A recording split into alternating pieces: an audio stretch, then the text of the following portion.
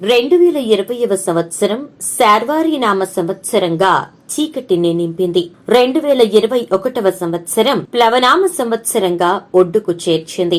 రాబోయేటటువంటి ఉగాది 2022వ సంవత్సరం శుభకృతునామ సంవత్సరంగా శుభములు కలిగించేదిగా ఉండబోతోంది. మరి ఈ శుభకృతునామ సంవత్సరం రోజు నుంచి తులారాశి వారి యొక్క జీవితంలో జరగబోయేటటువంటి మార్పుల గురించి, అదేవిధంగా ఈ తులారాశి వారి యొక్క జీవితంలోకి ఒక స్త్రీ యొక్క ఆగమనంతో వచ్చే విభిన్నమైన మార్పుల గురించి ఇప్పుడు మనం ఈ వీడియోలో తెలుసుకుందాం.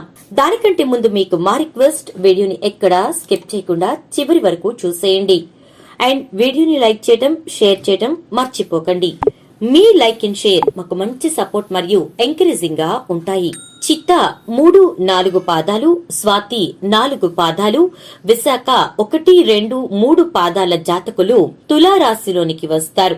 ఈ తులారాశి జాతకులకు బృహస్పతి మీనరాశిలోనికి 6వ ఇంట్లోనికి, మేషరాశిలో 7వ ఇంట్లోకి రాహువు మరియు తులారాశిలో 1వ ఇంట్లో కేతువు ప్రవేశించటం జరుగుతుంది.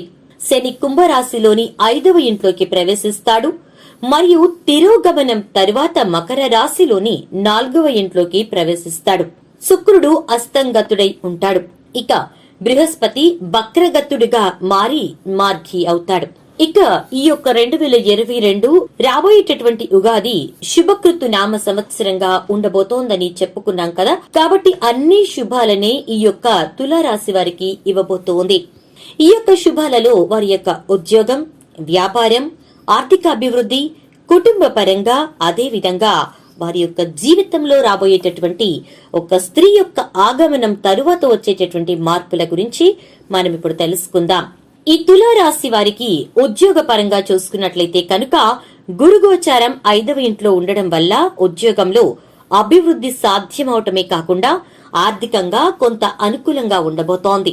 శని గోచారం 4వ ఇంట్లో ఉండడం వల్ల ఈ సమయంలో కొంచెం పని ఒత్తిడి అనేది ఎక్కువగా ఉంటుంది.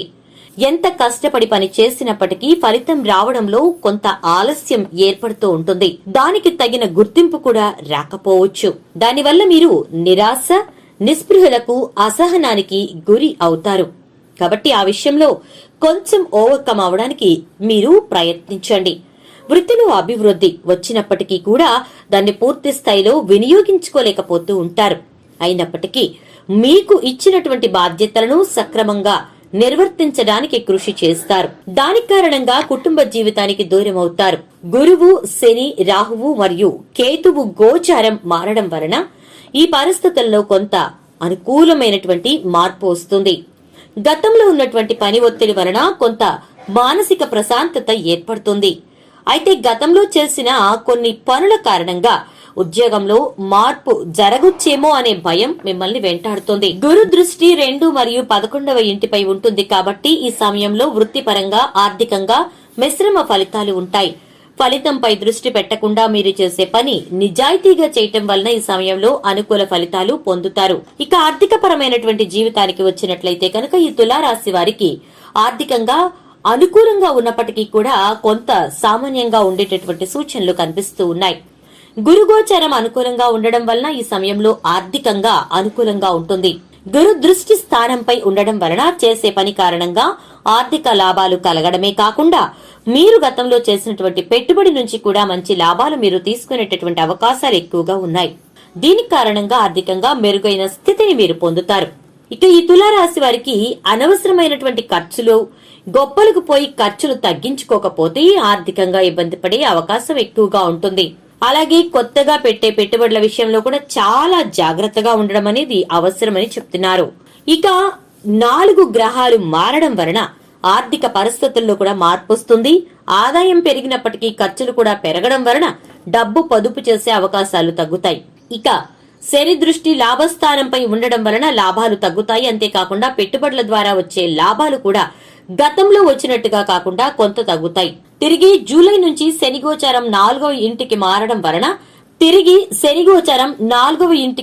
వలన ఖర్చులు తగ్గుముఖం పడతాయి. ఈ సమయంలో ఆరోగ్య విషయంలో కుటుంబ సభ్యుల కొరకు డబ్బెక్కువగా ఖర్చు పెట్టే అవకాశం ఉంటుంది. అంతేకాకుండా శుభకార్యాలకు లేదా ఆధ్యాత్మిక కార్యక్రమాలకు కూడా డబ్బు ఖర్చు పెడతారు. పెట్టుబడుల విషయంలో కొంచెం జాగ్రత్త అవసరం. గురుగోచారం మధ్యమంగా ఉంటుంది కాబట్టి పెట్టుబడుల విషయంలో తొందరపడకుండా డబ్బు పెట్టుబడి పెట్టడం మంచిది. ఇక కుటుంబ విషయానికి వస్తే కనుక గురుగోచారం బాగుంటుంది కాబట్టి మీ కుటుంబంలో శుభకార్యాలు జరగడం కానీ లేదా అనుకూల వాతావరణం ఉండడం గానీ జరుగుతుంది. మీ సంతానం అభివృద్ధిలోకి వస్తారు. వారి కారణంగా మీరు ఆనందాన్ని పొందుతారు. ఈ సమయంలో వివాహం కాని వారికి వివాహం కాని, సంతానం కాని వారికి సంతానం అవడం గాని జరగొచ్చు. శని గోచారం మరియు రాహు గోచారం ఈ సమయంలో అనుకూలంగా ఉండదు కాబట్టి మీరు పని ఒత్తిడి కారణంగా ఎక్కువ సమయం కుటుంబంతో గడిపే అవకాశం ఉండదు. భార్యాభర్తల మధ్య లేదా జీవిత భాగస్వామి కుటుంబ సభ్యులతో కొంత భిన్నాభిప్రాయాలు అంటే భేదాభిప్రాయాలు ఏర్పడే అవకాశం ఉంటుంది. అనవసరమైన అపోహల కారణంగా వారితో సమస్యలు ఏర్పడవచ్చు. అయితే గురుగోచారం అనుకూలంగా ఉంటుంది కాబట్టి సమస్యలు వచ్చినప్పటికీ కూడా వాటిని ధైర్యంగా ఎదుర్కొని పరిష్కరించుకుంటారు. ఇక ఉద్యోగరీత్యా వేరే ప్రదేశానికి వెళ్లాల్సి వస్తుంది. దాని కారణంగా కొంతకాలం కుటుంబానికి దూరంగా ఉండటం జరుగుతుంది. అలాగే 7వ ఇంట రాహువు గోచారం కారణంగా భార్యాభర్తల మధ్యలో అవగాహన లోపిస్తుంది. ఇక ఈ యొక్క తులారాశి వారి యొక్క ఆరోగ్య విషయానికి వస్తే ఆరోగ్యపరంగా మిశ్రమంగా ఉంటుంది.